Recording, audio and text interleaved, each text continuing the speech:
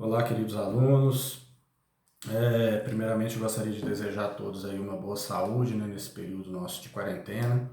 E eu queria dar continuidade à nossa aula, às nossas aulas, né, por meio desses vídeos que eu vou estar postando aqui no YouTube, dizendo para vocês que quem quiser mandar perguntas para mim, eu coloco à disposição o e-mail, né, reinaldo_laviola@yahoo.com.br. Tá? Estou disponível a responder qualquer questionamento que vocês tiverem, ok? E estarei enviando aí os vídeos, o link do YouTube para vocês acompanharem as aulas a partir do momento que forem postadas, beleza?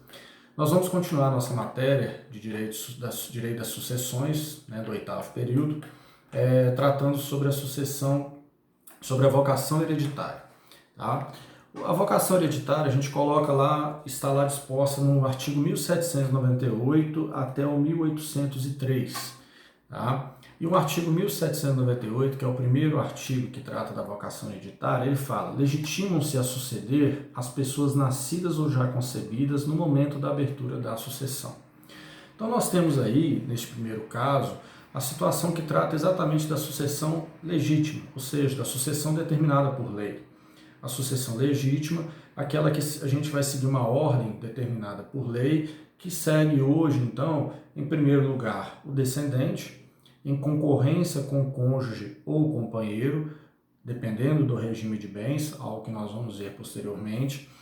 Em segundo lugar, o ascendente, em concorrência com o cônjuge ou companheiro, aí independentemente do regime de bens. Em terceiro lugar, o cônjuge ou companheiro. E em quarto lugar, os colaterais até o quarto grau. Né? Sabendo que os três primeiros são chamados herdeiros necessários e o último aqui, os colaterais, são os herdeiros facultativos.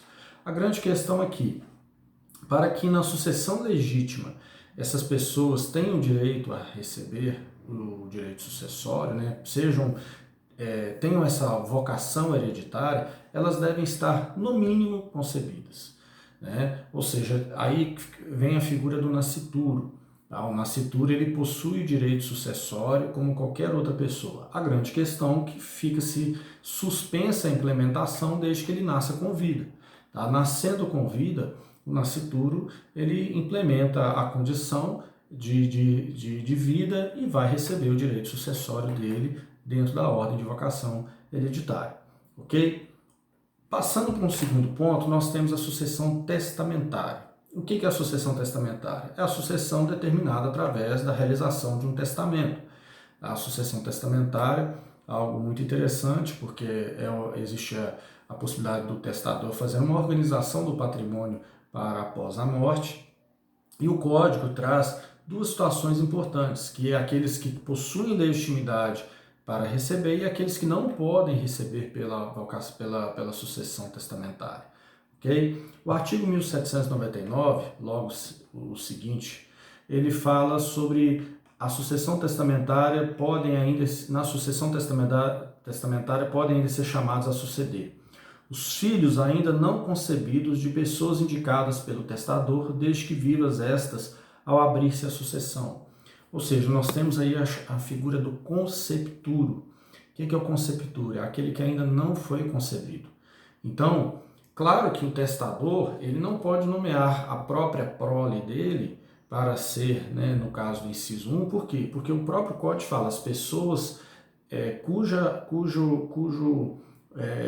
as pessoas vivas no momento da abertura da sucessão, os filhos dessas pessoas, ou seja, o testador vai ter morrido. Então, consequentemente, ele não pode nomear a sua própria prole eventual, ou seja, ele tem que indicar alguém que vai estar vivo no momento da abertura da sucessão e este alguém, posteriormente, terá um filho. Uma observação importante, o Código não fala sobre filhos naturais, tá? A não ser que o testador conste isso no testamento, nós poderemos ter aí uma figura da adoção, ok? Sem problema nenhum, por quê? Porque não há distinção entre filhos. O filho adotivo, o filho natural, não há qualquer distinção para a lei acerca dos dois. Então, mas o testador pode fazer essa distinção.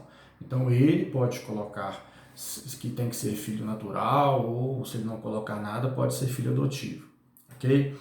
E o Código traz uma observação importante. Lá no parágrafo 4º, dá um prazo de 2 anos para que esse filho seja concebido, né? Para que ele já esteja concebido. Passado esse prazo de 2 anos, ocorre aí no caso a caducidade da deixa testamentária. Aquela pessoa não vai mais herdar, né, no caso o concepturo, né, aquele que vier a ser concebido posteriormente não vai ter direito mais de receber esse patrimônio.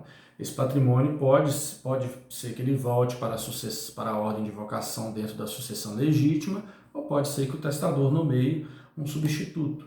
Ele pode nomear substitutos. Se uma pessoa está impedida de receber, ele pode falar, caso essa pessoa esteja impedida de receber, nomeio fulano de tal para ser o sucessor. Isso é chamado de substituição. E ele pode fazer essa substituição. Caso ele não indique, volta para o monte mor e será partilhado dentro da ordem de vocação da sucessão legítima. Ok? O inciso 2 trata das pessoas jurídicas. As pessoas jurídicas é muito importante saber que elas podem ser contempladas por testamento, tanto como herdeiras como legatárias. Elas não podem fazer testamentos. Por quê? Porque a pessoa jurídica ela não nasce com data para terminar, mas ela pode ser concebida. A grande questão aqui da pessoa jurídica é saber se a pessoa jurídica que não está devidamente registrada, se ela pode ser herdeira. E a jurisprudência entende que não, que a pessoa jurídica que não está devidamente registrada, ela não pode ser herdeira nem legatária. Por quê? Porque ela não existe.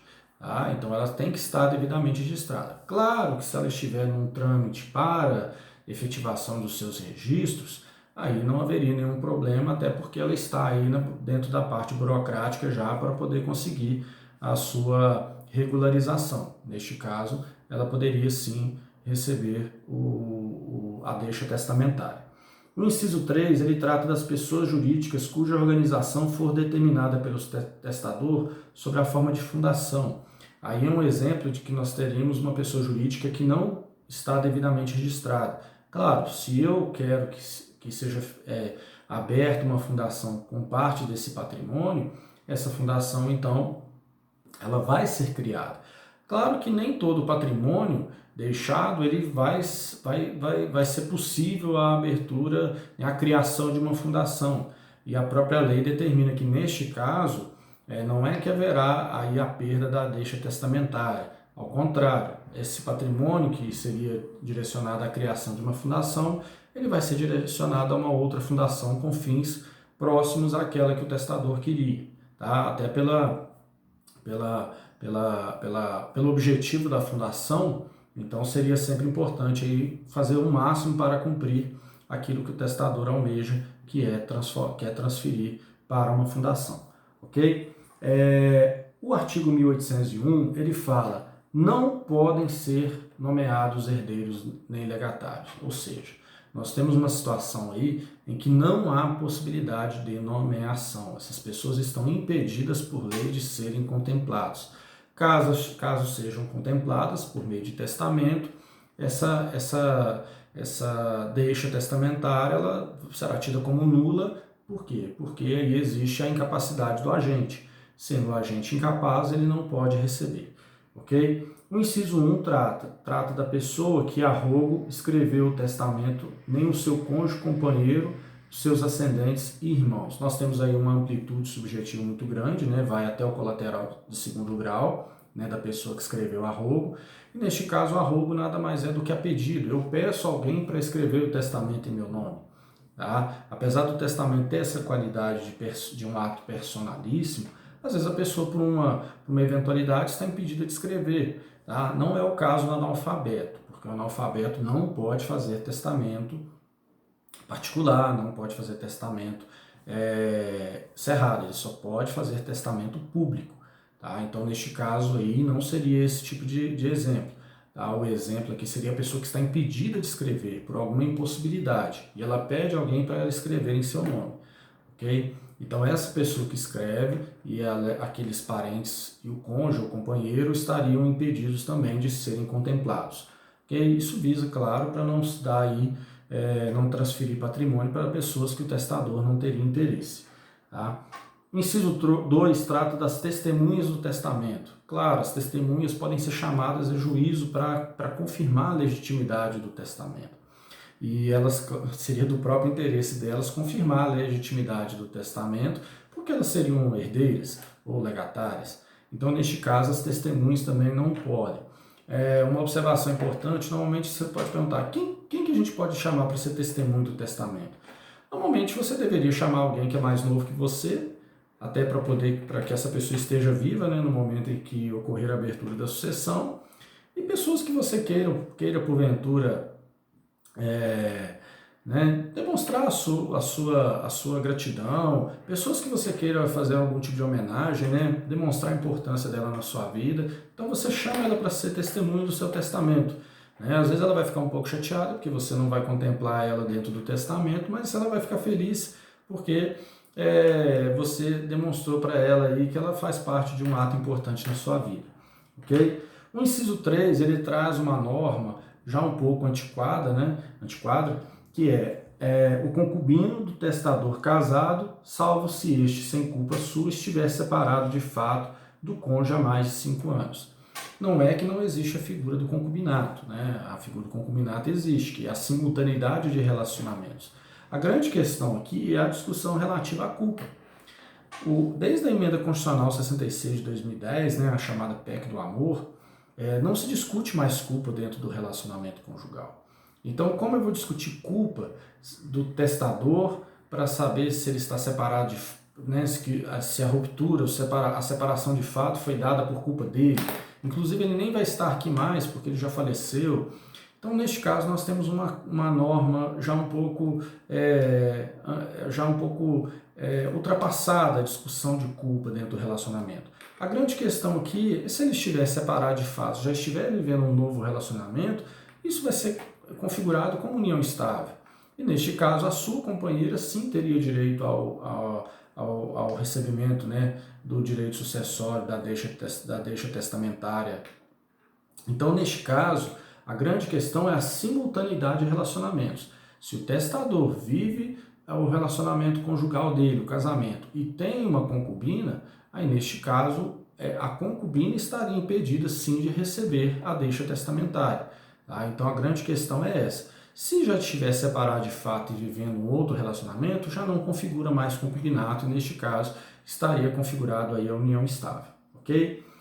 O inciso 4 fala o tabelião civil ou militar, ou comandante ou escrivão, perante quem se fizer, assim como o que fizer ou aprovar o testamento, são as pessoas que trabalham nos órgãos públicos, que seriam aquelas que com competência para a realização de testamentos públicos. Tá? Claro que se elas que realizaram a feitura do testamento público, consequentemente também não poderiam ser contempladas por uma questão tanto de ordem moral, quanto questão também de legitimidade e legalidade do testamento. Ok?